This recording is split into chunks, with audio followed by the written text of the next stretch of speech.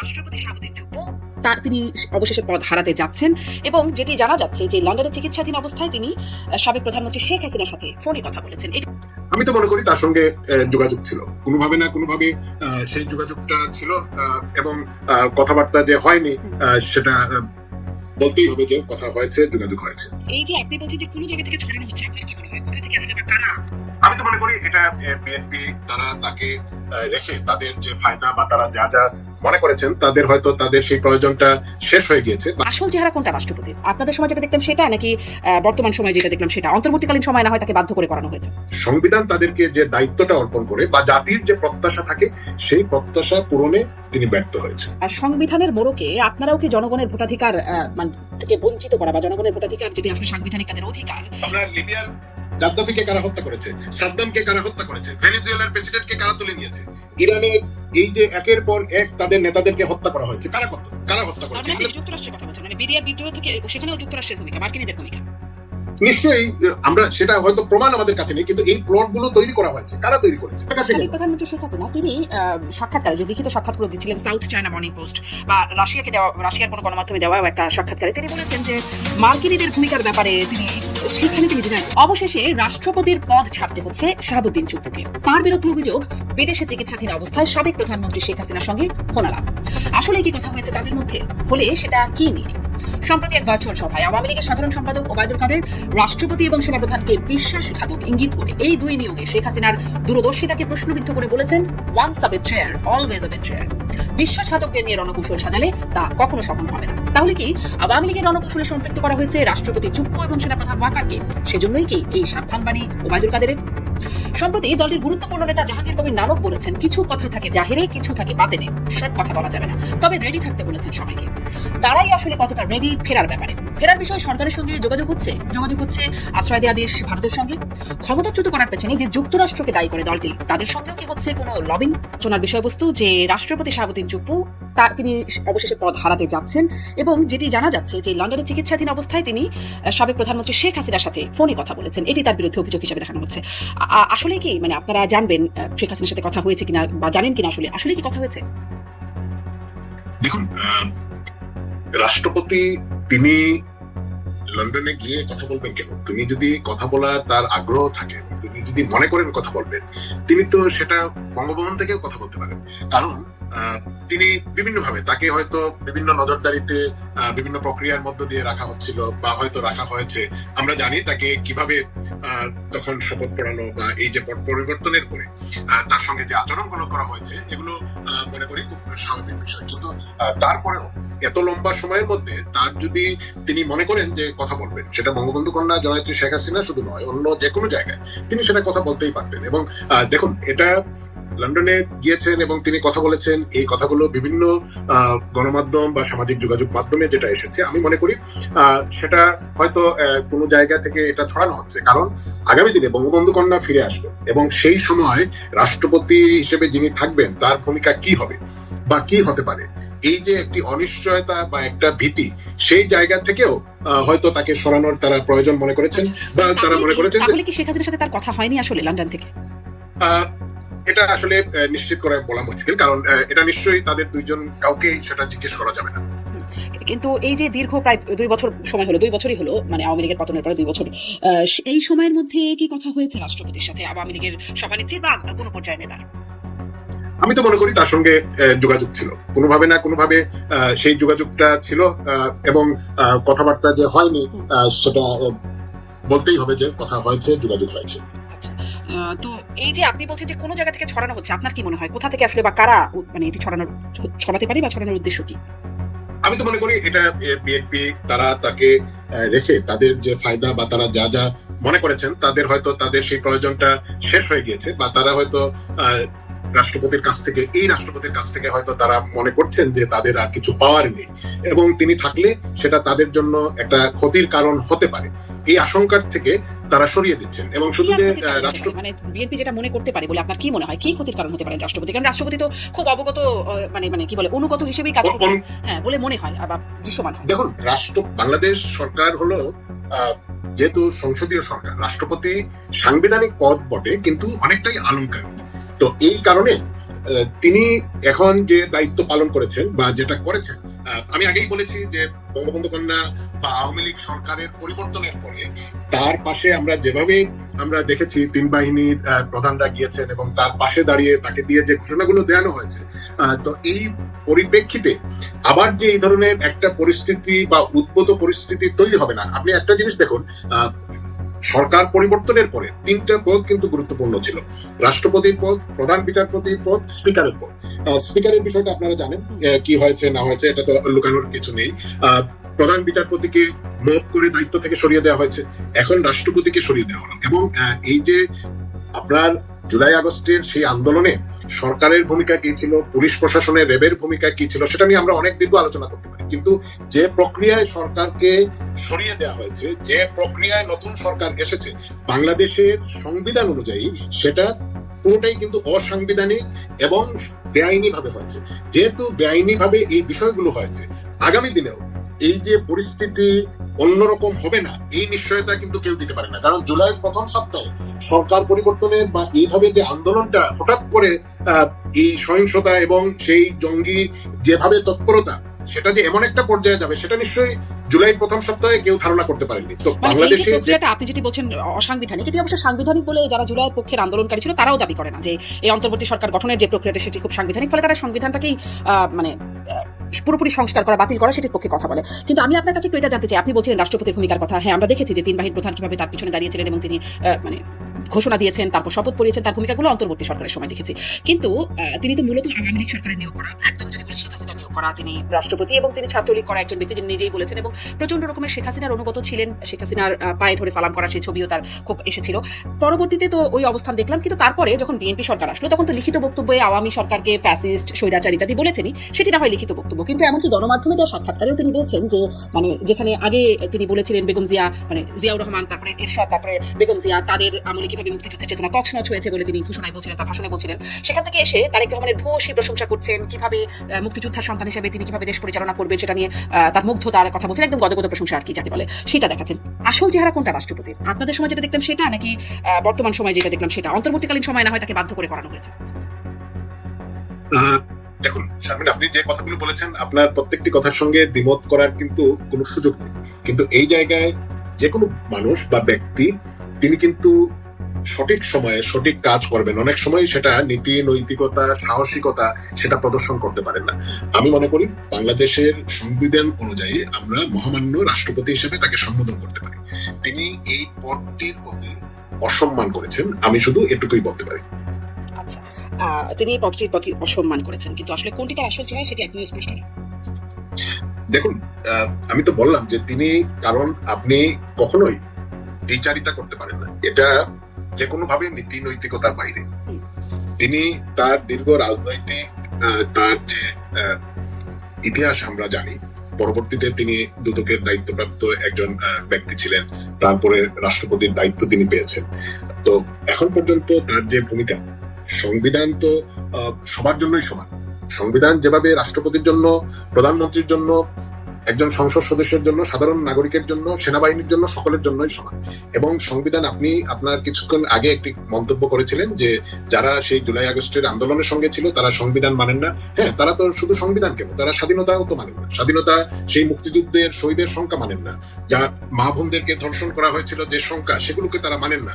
জাতীয় সঙ্গীতের প্রতি তারা সম্মান প্রদর্শন করেন না। তারা তো অনেক কিছুই মানেন না, এখনো মানছেন না, ভবিষ্যতেও তারা মানবেন না। তো এটা, এই যে যারা না মানেন এবং এই যে রাষ্ট্রপতির যে আচরণ, এটা আমি মনে করি সংবিধানের প্রতি, সংবিধানকে রক্ষা করার জন্য সাংবিধানিক যে পদগুলো, যে দায়িত্ব অর্পণ করা হয়, সংবিধান তাদেরকে যে দায়িত্বটা অর্পণ করে বা জাতির যে প্রত্যাশা থাকে, সেই প্রত্যাশা পূরণে তিনি ব্যর্থ হয়েছে। এটা অবশ্য পুরনো কথা, কিন্তু আপনি যেহেতু ব্যর্থতার কথা বলছেন, সংবিধানের মোড়কে আপনারাও কি জনগণের ভোটাধিকার থেকে বঞ্চিত করা বা জনগণের ভোটাধিকার যেটি আসলে সাংবিধানিক তাদের অধিকার, সেখান থেকে আপনারা মানে সেই সাংবিধানিক সেই জায়গাটি অক্ষুণ্ণ রাখতে আপনারাও কি ব্যর্থ হন নাই, বা আপনারা কি আসলে সেটিকে ভুলণ্ঠিত করেন নাই?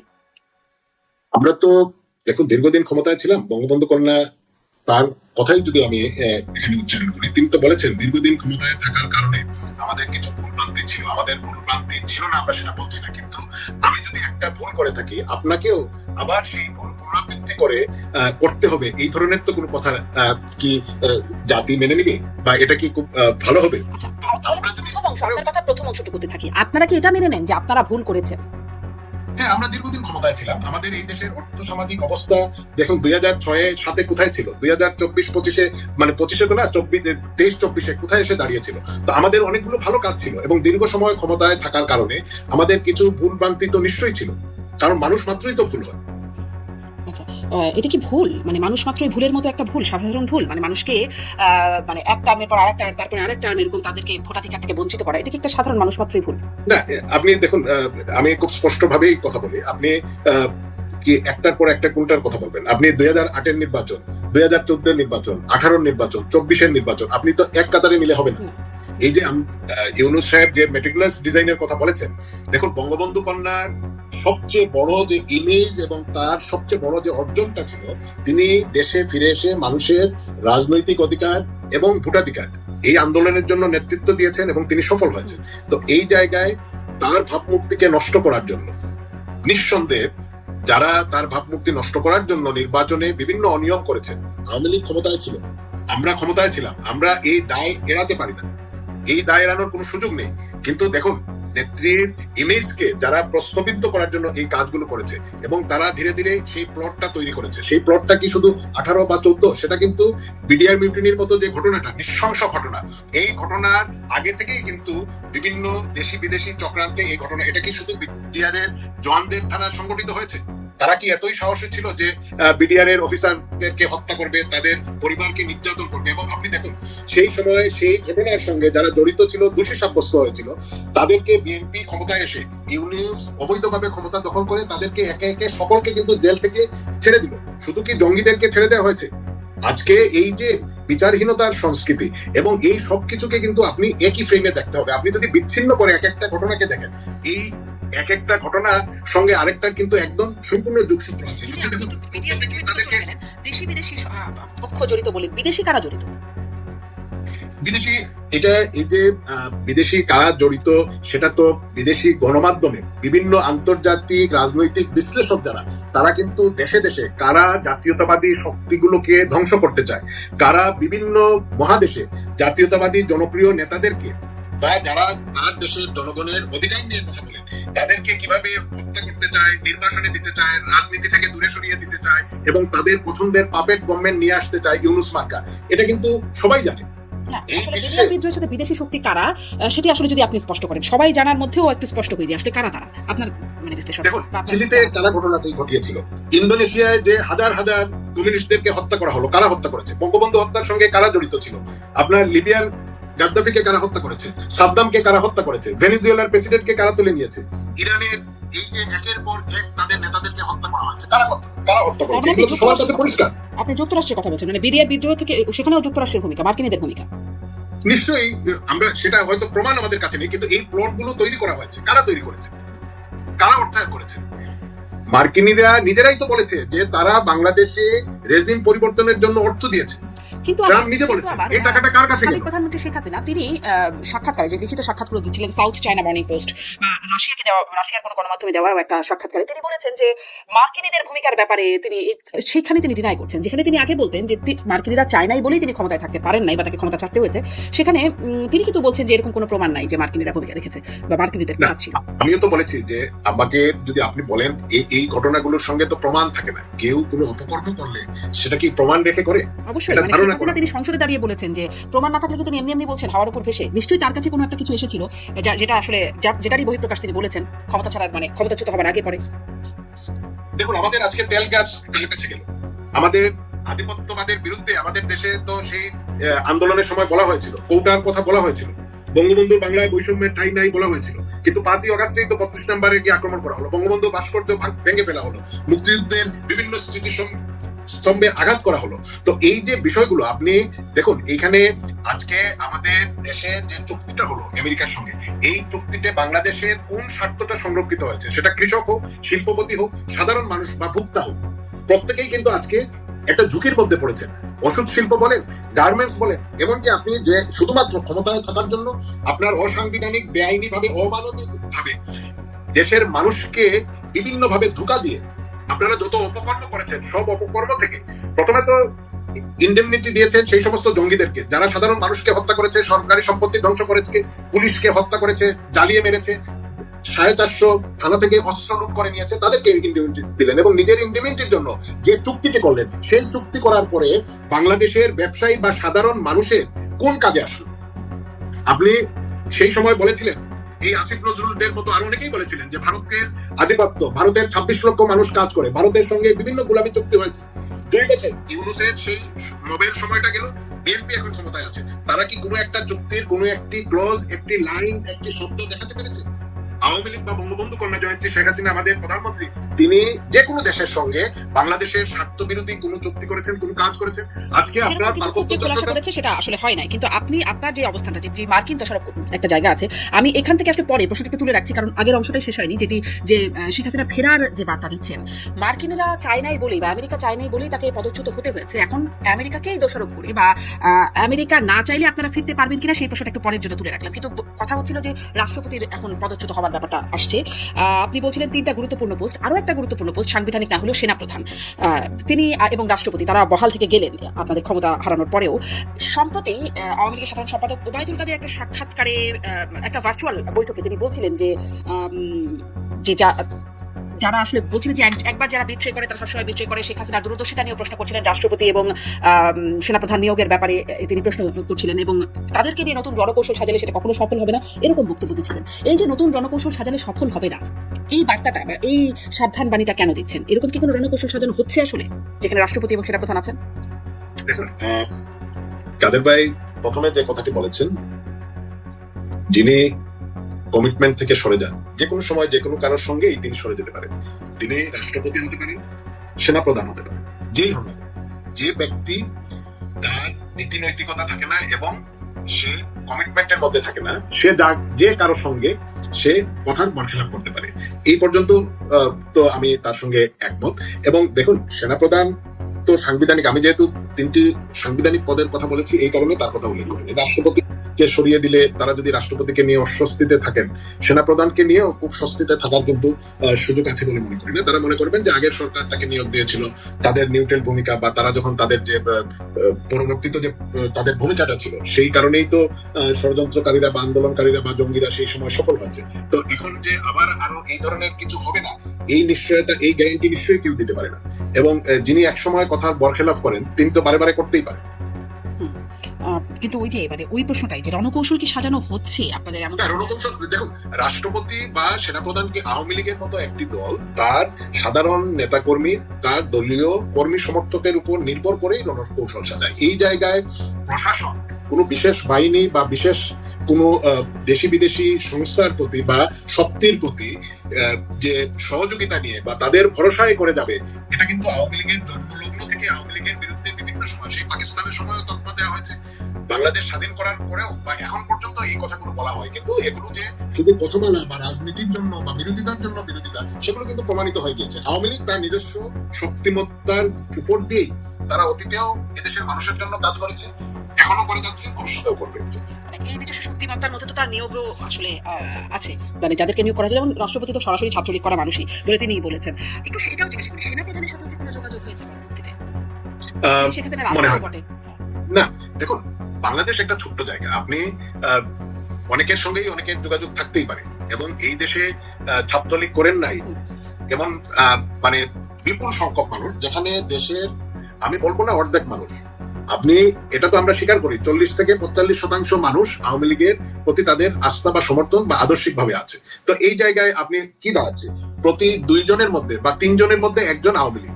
তো এই জায়গায় আজকেও তো মনে করেন যে প্রায় মনে হয় 17 জন পুলিশ অফিসারকে অবসরে পাঠানো হয়েছে, প্রতিদিনই তো পাঠানো হচ্ছে। প্রশাসনের যারা ডিসি হিসেবে দায়িত্ব পালন করেছেন বা তার ঊর্ধ্বতন কর্মকর্তা ছিলেন তাদেরকে পাঠানো হচ্ছে। তো এটা কি শুধু ছাত্রলীগ করার কারণে, রাজনৈতিক প্রতিহিংসার কারণে? তো এভাবে যদি করতে হয় তাহলে দেশের অর্ধেক মানুষকেই তো আপনার চাকরি বাকরি থেকে বাদ দিয়ে দিতে হবে।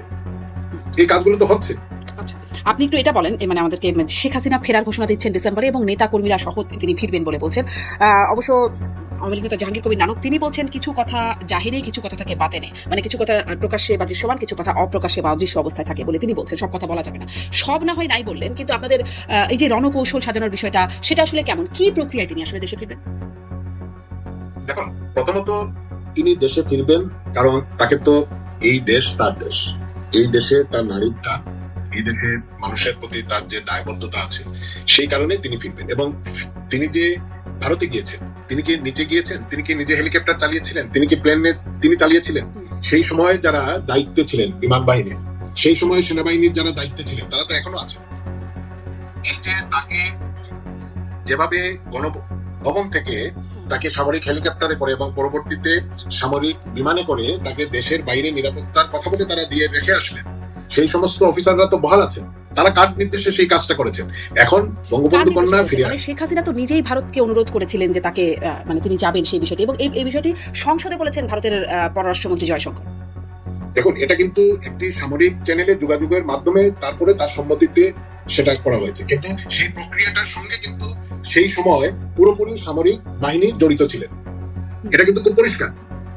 তাকে যখন তার সম্মতির কথা জানতে চাওয়া হয়েছে, তখন তিনি তো তাকে যখন সেই প্রক্রিয়ার মধ্যে রেখে দেওয়া হয়েছে বা সেই করার জন্য বাধ্য করা হয়েছে, তখন তিনি সম্মতি জানিয়েছেন।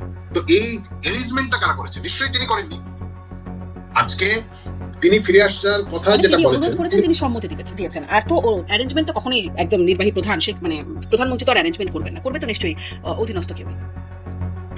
তারাই তো সেই প্রক্রিয়াটা করেছে এবং তাকে বলেছে যে আপনি, কারণ তার কথাই তো তারা সম্মতি জানাবে, কারণ তারা তো অন্য কারোর কথা শুনবে না বা অন্য কারোর কথা বিশ্বাস করবে না।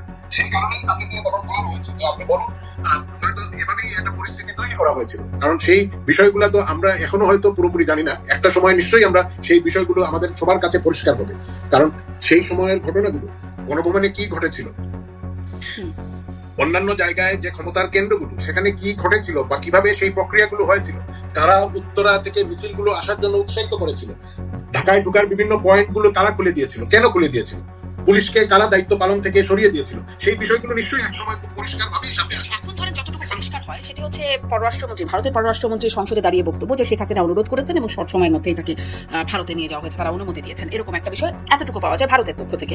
আর ধরেন 4 আগস্ট রাতে শেখ হাসিনার সাথে ডক্টর হাসান মাহমুদ তৎকালীন পররাষ্ট্রমন্ত্রীর যে কথোপকথন, তখনও শেখ হাসিনাকে বলতে শোনা যায় এই দেশে আর না, তিনি এরকম একটা কথা বলছিলেন, পুরো কথোপকথনের একটা অংশ আমি বললাম। ফলে মানে দেশ যে ছাড়বেন এটি তো মোটামুটি মনে হয় সেই কথোপকথন বা পরের অনুমতি। দেখুন, কোনো বাক্যাংশের একটা লাইন দিয়ে আসলে পুরো অর্থ বের করার কোনো সুযোগ নেই, এটা কোনো সুযোগ নেই। এটা আমি বলছি না যে জামাতের নেতৃবৃন্দ যেভাবে বলেন যে বিভিন্ন অঘটনের পরে এআই দিয়ে করা, আমি এআই এর কথা বলবো না, হ্যাঁ, কিন্তু আপনি যখন পুরো একটা বাক্য বা তার আগে পরে আরো অনেক হয়তো কথা থাকে, তো একটা নির্দিষ্ট বাক্যকে বা শব্দকে ধরে কোনো সিদ্ধান্তে উপনীত হওয়ার কোনো সুযোগ নেই। আচ্ছা, মানে এআই দিয়ে করা, এটা কিন্তু আপনারাও বলেছিলেন। ধরেন লেথাল ওয়েপন ব্যবহারের যে নির্দেশনা প্রথমে বলা হলো এআই দিয়ে, তারপরে প্রধানমন্ত্রী মানে সাবেক প্রধানমন্ত্রী যখন সাক্ষাৎকার দিলেন তিনি বলেন টেকেন আউট অফ কনটেক্সট, মানে প্রথমে ছিল এআই কিন্তু ছিল আওয়ামী লীগের অবস্থান, তারপরে শুনলাম টেকেন আউট অফ কনটেক্সট। ওদিকে সজীব অজয় জয় বলেন এটা নাকি ওই যে হলি আর্টিজানের সময় দেওয়ার ঘোষণা, মানে অনেক রকম অবস্থান আপনাদের পক্ষ থেকে আসছে। কিন্তু আপনি বলছেন যে পুরো বাক্যটা না শোনা, পুরো বাক্যটা ছিল এরকম যে তিনি বলছিলেন যে আমি কিন্তু ঠিক করেছিলাম আজকে যাব, মানে 4 আগস্টের কথা শেখ হাসিনা বলছেন যে আমি কিন্তু ঠিক করেছিলাম আজকে যাব রাষ্ট্রপতির কাছে, আর সবকিছু লিখে ঠিক করে রেখেছিলেন তিনি বলে বলছেন, এবং এভাবে মানুষ মেরে থাকার কোনো মানে হয় না। তখন অন্যদিক থেকে হাসান মাহমুদ বলছেন ইমার্জেন্সি দিয়ে দেন, তখন তিনি বলছেন লাভ নেই, অতটুকুই তো করবে, মানে কারফিউ এবং তারপরের কথা বলছেন যতটুকুই তো করবে, আমি কিন্তু থাকবো না, এ দেশে আর না। তারপরে তিনি বলছেন যে নেতাকর্মীদের যেভাবে বাড়িঘর পুড়িয়ে দিচ্ছে, মানে সেই প্রেক্ষাপটের কথা বলছেন যে, কিন্তু এই হচ্ছে তার কথোপকথনের কথা, সেই 4 আগস্টের রাতের কথা, যেটি আসলে আপনি বলছেন যে শুধুমাত্র একটা লাইন না, এই হচ্ছে তার পুরো কথোপকথনের। দেখুন শারমিন, তিনি যে কথাগুলো বলেছেন, তিনি তো রক্তপাত চাননি। একটা রাষ্ট্রনায়ক হিসেবে, এদেশের একজন রাজনৈতিক নেতা হিসেবে তার কাছে আপনি কি আশা করতে পারেন? তিনি কি বলবেন যে না আরো বেশি রক্তপাত হোক, আরো বেশি মানুষ মারা যাক? না, কিন্তু এভাবে মানুষ মেরে থাকার কোনো মানে হয় না, মানে মানুষ মেরে থাকা হচ্ছিল ততক্ষণ পর্যন্ত, এভাবে মানুষ মেরে থাকার কোনো মানে হয়। এই লাইনটার ব্যাখ্যা কিরকম মনে হয় আপনার কাছে? দেখুন, এই যে আমাদের কথা কি সাখাওয়াত সাহেব বলেন নাই যে স্নাইপার রাইফেল ছিল, স্নাইপার রাইফেল কারা ছিল? পুলিশ তো এই স্নাইপার রাইফেল ব্যবহার করে না। তো এই স্নাইপার রাইফেল দিয়ে যে লাশের সংখ্যা বাড়ানো হলো, এই কাজগুলো কারা করেছিল? মেট্রোতে কারা আগুন দিয়েছে? পুলিশকে কারা হত্যা করেছে? এই যারা হত্যা করেছে, যারা থানা অস্ত্র লুট করেছে, তারা কিন্তু বলেছেন বিএনপি নেতৃত্ব, জামাতের নেতৃত্ব। এটা পুলিশের কাছে আছে, সাধারণ মানুষের কাছে থাকার কথা না, কিভাবে গেল তিনি সেই প্রশ্নটা করেছিলেন। না, সেটা তিনি বলেনি। তিনি দুইটা জায়গায়, একবার নয়, তিনি অবসরপ্রাপ্ত আর্মি অফিসারদের রাওয়া ক্লাবে, সেখানেও কিন্তু তিনি বলেছেন, তাকে বলা হয়েছে যে এটা এই জোনে আপনি ঢুকবেন না। হ্যাঁ, তো এটা কারা আপনাকে বলেছে? এটা তো উনি পরিষ্কার, উনাকে তো এই স্নাইপার রাইফেলের কথা বলার পরে কিন্তু তাকে স্বরাষ্ট্র মন্ত্রণালয় থেকে সরিয়ে দেওয়া হলো। এটা নিশ্চয়ই আপনার মনে আছে। হ্যাঁ, মনে আছে। হ্যাঁ, তো এটা তিনি কিন্তু খুব পরিষ্কার ভাবেই বলেছেন যে পুলিশের কাছে বা সরকারি এই বাহিনী কোনো আইন শৃঙ্খলা বাহিনীর কাছে এই স্নাইপার রাইফেল বা এই ক্যালিবারের গুলি থাকে না। তো এই জনাব দানিল, আপনি মনে হয় একটু, আমি ওনার কথা বারবার শুনেছি এবং উনি আমার অনুষ্ঠানে এসেও বলেছেন, তিনি আসলে এটা বলেন নাই যে পুলিশের খাতে তো থাকার কথা না। তিনি বলেছেন সাধারণ মানুষের কাছে এটা গেল কি করে, সেই তদন্তটা তিনি করতে চেয়েছিলেন। এবং সেটি মানে আপনি বললে আমি এখন খুঁজে বের করে আবার আপনাকে শোনানোর চেষ্টা করতে পারি। না, তো এই কিন্তু কথা, তিনি তো এটাই বলতে চাইছেন যে সাধারণ মানুষও যদি হয়, এই কারা, এই আততায়ীরা কারা, এই আততায়ীটা কে? এই আততায়ী তো নিশ্চয়ই পুলিশ না, কারণ পুলিশের পক্ষে এই কাজগুলো করা সম্ভব নয়, বা পুলিশ এই কাজ করবে না। সেই সময়টায় যেভাবে পৃথিবীতে আগুন দেওয়া হলো, আপনি বলুন যে বিভিন্ন কারাগারে যেখানে জঙ্গিরা ছিল, সেই জঙ্গিদেরকে কারাগার ভেঙে বের করা হলো, এগুলো কি আন্দোলনের অংশ? নির্দিষ্ট কারাগারগুলো যেখানে জঙ্গি সাজাপ্রাপ্ত জঙ্গিরা ছিল, বিচারাধীন জঙ্গিরা ছিল, সেই সমস্ত কারাগারে কেন আক্রমণ করা হলো? সেই কারাগারগুলোর ফটক কারা ভেঙে সেখান থেকে জঙ্গিদেরকে বের করে নিয়ে আসলো? তো এই যে আপনি বিহারিরা ঢাকায় কেন আসলো, রোহিঙ্গারা, বিহারিরা তো ছিলই, রোহিঙ্গারা কেন ঢাকায় আসলো, কারা নিয়ে এসেছিল? এই যে আন্দোলনটা, যদিও সেই সময়টা আমি পূর্বেই বলেছি যে কোটা বিরোধী বলা হয়েছিল, দুর্নীতির বিরুদ্ধে বলা হয়েছিল, বাক স্বাধীনতার কথা বলা হয়েছিল, বৈষম্যের কথা বলা হয়েছিল। আপনি দেখুন সেই সময় যে কথাগুলো বলা হয়েছিল তার একটাও কি আমরা পরবর্তী সময়ে দেখেছি যে সেই দিকে সেই আন্দোলনের শক্তি বা তারা সেই চাপ সৃষ্টি করছেন, সেটা অবৈধ ইউনিস হোক আর বিএনপি সরকার হোক, কারোর প্রতি তারা কি সেই দিকে গিয়েছেন? আজকে কি কোটা নেই? আজকে কি দুর্নীতি নেই? আজকে কি বৈষম্য নেই? সবই আছে। মানে আপনি বলছেন কারা ছিল, সেই কারা অদৃশ্য একটা শক্তি তো ছিল, সেটা দেখা যায় না যে কারা আসলে সাধারণের মধ্যে থেকে গোলাগুলি করছে। কিছু কিছু জায়গায় যুবলীগ, কিছু ছাত্রলীগের নেতা কর্মীদের চেহারা এসেছে, তাদেরকে পরবর্তীতে গ্রেপ্তার করা হয়েছে, কিন্তু আরো কারা ছিল সেটি সেই অদৃশ্য জায়গায় রয়ে গেছে। কিন্তু পুলিশকে তো আমি আপনার সঙ্গে একদম দ্বিমত পোষণ করছি। আপনি কোনোভাবেই এটা ছাত্রলীগ যুবলীগের কথা বলবেন না। যদি ছাত্রলীগ যুবলীগের কেউ করে থাকতো, কোন এজাহারে কি এসেছে স্নাইপার রাইফেলটা বা এই গুলিগুলো ছবি সহ এসেছে এবং তাদের মানে যুবলীগের একজনের ছবি সহ দেখা গেছে যে হেলমেট পরে তিনি গুলি। এটা কি স্নাইপার রাইফেল ছিল? স্নাইপার রাইফেল ছিল কিনা জানি না, তাকে গুলি না না, প্রশ্নটা হচ্ছে না, প্রশ্নটা হচ্ছে স্নাইপার রাইফেলের অন্য গুলি বা অন্য আগ্নেয়াস্ত্রের কথা বলছি, অন্য আগ্নেয়াস্ত্র দিয়ে মারলেও তো আলোচনা করছি।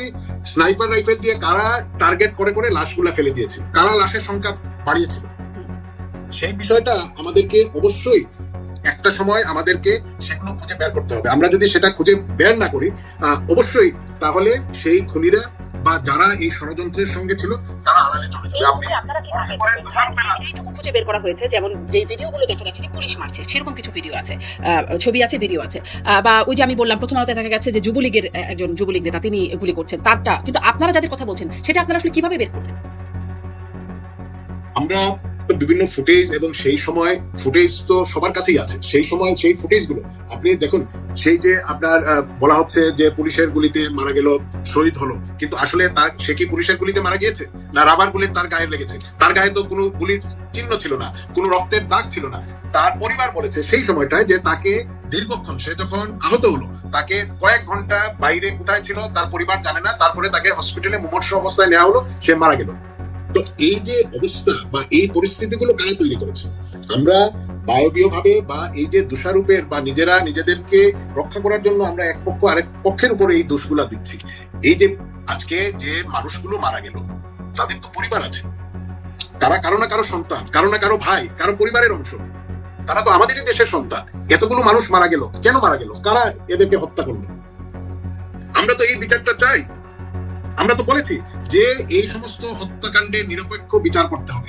এই বিচার করতে গিয়ে আপনি আওয়ামী লীগ, ছাত্রলীগ, বিচারের জায়গায় আসলেই তো একটু প্রশ্ন জাগে যে ধরেন আবু সাইদ হত্যাকাণ্ড যখন দেখলাম পুলিশ গুলি করলো, কিন্তু যখন প্রথম এজাহারটা হলো সেখানে সেই পুলিশের কোনো নামই নাই, বিএনপি জামাতে তাদের নাম আছে, ফলে তখনই নিরপেক্ষ বিচার নিয়ে আসলে প্রশ্ন জাগে যে নিরপেক্ষ বিচার কি আসলে আপনারাও করতেন, যেখানে আপনাদের আবু সাইদের গায়ে তো পুলিশের কোনো গুলি ছিল না, রাবার বুলেট, এটা তো রাবার বুলেট ছিল। রাবার বুলেট আর গুলি তো এক না, কিন্তু রাবার বুলেট, অতিরিক্ত রাবার বুলেট, মানে যাই হোক সেই আলোচনায় আজকে আর না যাই, সেই আলোচনা অনেক হয়েছে। এই আলোচনায় আজকে পুরো অনুষ্ঠানটা অন্য বিষয়ে সাজানো ছিল, যে তাহলে মানে শেখ হাসিনার ফেরা নিয়ে কথা বলতে চেষ্টা করছিলাম, যে তার ফেরার ব্যাপারে সরকারের সাথে কি কোনো যোগাযোগ হচ্ছে?